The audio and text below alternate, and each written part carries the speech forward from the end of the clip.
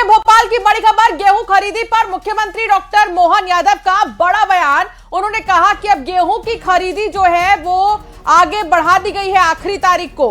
गेहूं खरीदी की तारीख बढ़ाने का यह बड़ा ऐलान, कहा कि अब 28 मई तक गेहूं किसान बेच सकेंगे। तो बड़ी जानकारी इस वक्त की भोपाल से, गेहूं खरीदी पर सीएम का बड़ा ऐलान सामने आया। गेहूं खरीदी की तारीख बढ़ा दी गई है 28 मई तक। अब प्रदेश भर के किसान गेहूं बेच सकेंगे। बिल्कुल, तो गेहूं अब जो है खरीदी की जो तारीख है वो 28 मई तक कर दी गई है और ये बहुत बड़ी बात है। अब किसानों के लिए राहत की बात है, क्योंकि बीच में मौसम भी बदला था। बहुत सारे किसान जो है किसी कारणवश नहीं पहुंच पाए खरीदी केंद्रों तक, लेकिन अब उनके लिए राहत की खबर। बीते समय 75 लाख मीट्रिक टन खरीदा था, इस साल 100 लाख मीट्रिक टन खरीद रहे हैं। लेकिन और चिंता मत करो, अभी स्लॉट बुकिंग के आधार पर कोई कारण से 23 तारीख तक अगर वो अपना गेहूं नहीं बेच पाते तो 28 तारीख तक तारीख बढ़ाने की घोषणा मैं करने जा रहा हूं। लगातार प्रदेश भर में 28 तारीख तक जिन बंधुओं ने अपना स्लॉट बुक करा, उनका गेहूं हम खरीद करके हमारी वो प्रतिबद्धता दिखाना चाहते हैं कि हम प्रत्येक भाई बहन के साथ हैं। तो गेहूं खरीदी की तारीख बढ़ा दी गई है। ज्यादा जानकारी के साथ हमारे सहयोगी शिवकांत आचार्य जुड़ चुके हैं। शिवकांत, 28 मई तक अब प्रदेश भर के किसान गेहूं बेच सकेंगे, कितनी राहत किसानों को? जी हाँ, बिल्कुल।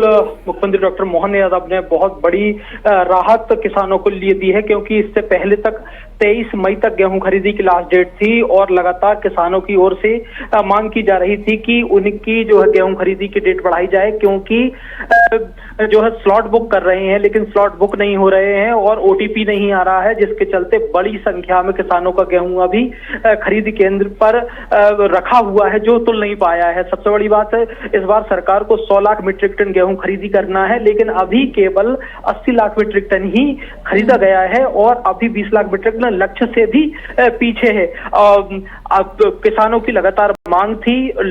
दूसरी बात, मौसम भी बार बार खराब हो रहा था, कई जगह पर ओला बारिश की जानकारियां भी आई थी, जिसके चलते किसानों को परेशानी का सामना करना पड़ रहा था और लगातार मांग की जा रही थी, जिसके बाद मुख्यमंत्री डॉक्टर मोहन यादव ने समीक्षा बैठक की। समीक्षा के बाद ये निर्णय लिया गया है कि जिन किसानों ने गेहूं स्लॉट बुक कर रखे हैं लेकिन अभी तक वो उठ नहीं पाया है, जो खरीदी नहीं हो पाई है, वो 28 मई तक अपने गेहूं को बेच सकेंगे। तो कहीं ना कहीं कह सकते हैं किसानों के लिए भी बहुत बड़ी राहत की खबर है। बहुत बड़ी राहत की खबर है किसानों के लिए। शिवकांत, बने रहिए, आगे भी आपसे जानकारी लेते रहेंगे।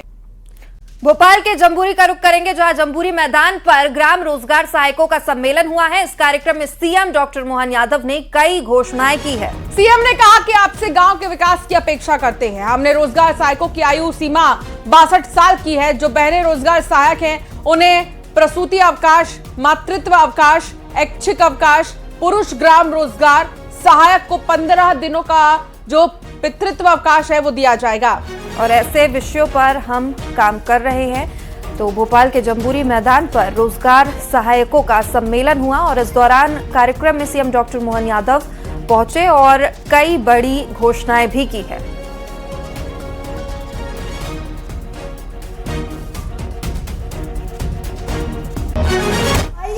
मुझे इस बात की प्रसन्नता है, जैसे बीते समय हमने रोजगार सहायकों की आयु भी बढ़ाई है ना, आयु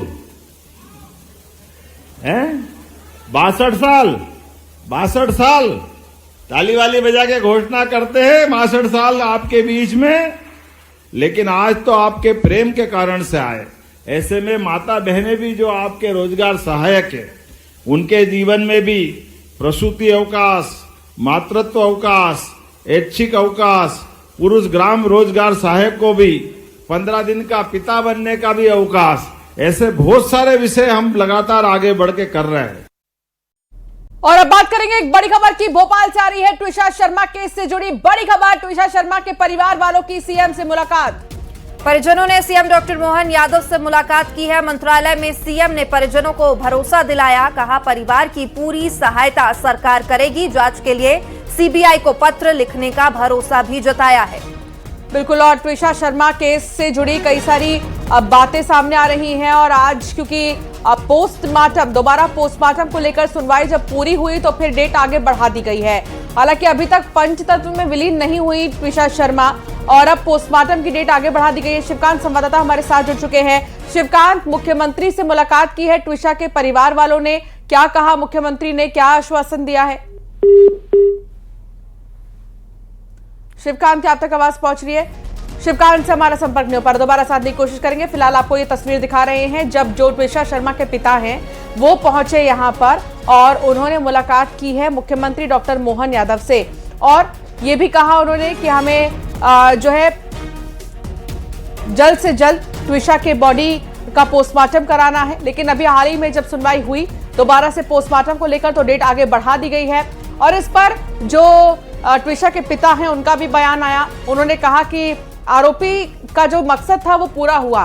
पोस्टमार्टम की तारीख क्योंकि आगे बढ़ चुकी है दोबारा पोस्टमार्टम की, ऐसे में हम चाहते हैं कि ये पूरा मामला ही एमपी से हट जाए और इसे दिल्ली ट्रांसफर कर दिया जाए।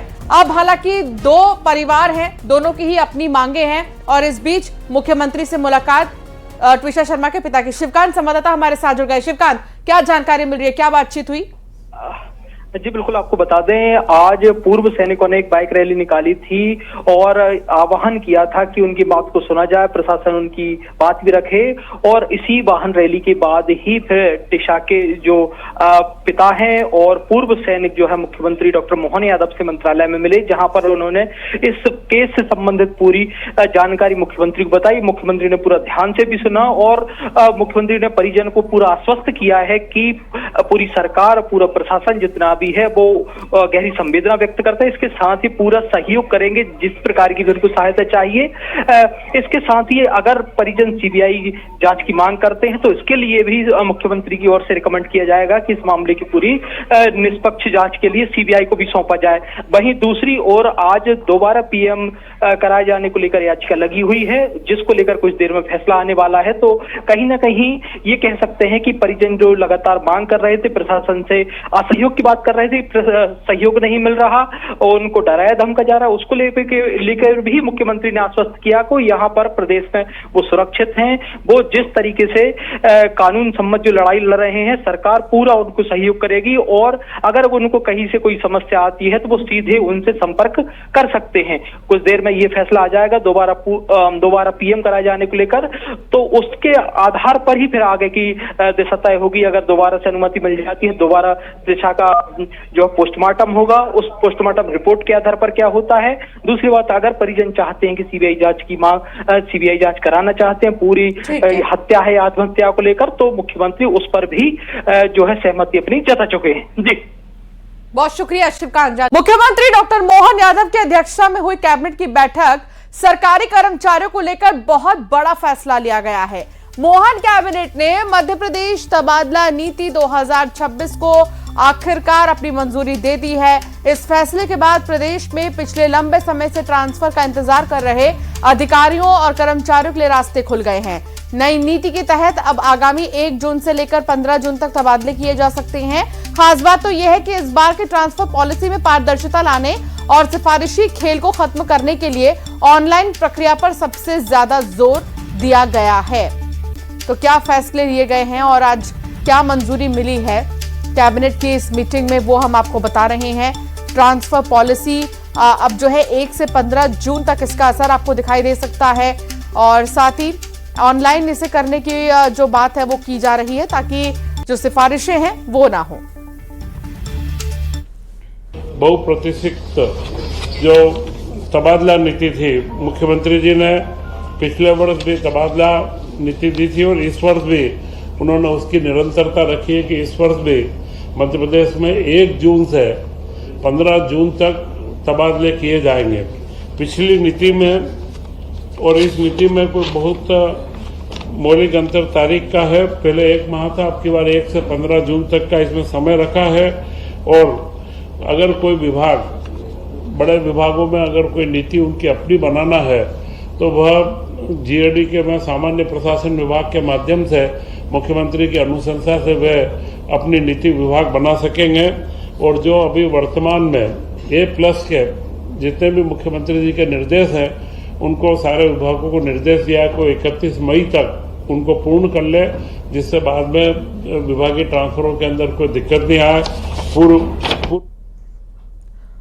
तो ट्रांसफर पॉलिसी पर उमंग सिंघार का बयान आया। उन्होंने कहा कि पॉलिसी आए ना आए ट्रांसफर चल रहे थे, क्या बिना पैसे के ट्रांसफर हो सकेंगे? सरकार सुनिश्चित करे कि बिना लेन देन तबादला होगा।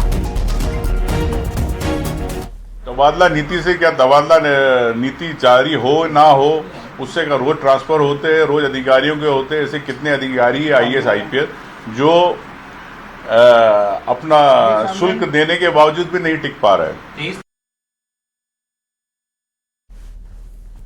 और उधर बीजेपी ने तबादला नीति का समर्थन करते हुए कहा कि मुख्यमंत्री डॉक्टर मोहन यादव की सरकार संवेदनशील सरकार है और कर्मचारियों के हित में ट्रांसफर नीति लेकर आई है। कमलनाथ जी के पूरे शासन को कुशासन का पूरा एक पूरा कार्यकाल बना दिया गया था और भारतीय जनता पार्टी एक साल में 15 दिन के लिए या 30 दिन के लिए केवल कर्मचारियों की सुविधा के लिए, जिसमें पति पत्नी यदि दोनों सरकारी नौकरी पर हैं तो दोनों साथ में रह सकें, कोई कैंडिडेट यदि गंभीर बीमारी से पीड़ित है तो वो साथ में मतलब सुविधाजनक स्थान पर नौकरी भी कर सके और इलाज भी करा सके, ऐसी नीति के साथ यदि भारतीय जनता पार्टी साल में एक बार कर्मचारियों की सुविधा के लिए कोई नीति लेकर आती है और उनको सुविधा देती है, तो इसमें कांग्रेस को केवल आरोप लगाना, प्रत्यारोप लगाना, केवल अराजकता फैलाना, ये कांग्रेस का काम रह गया है।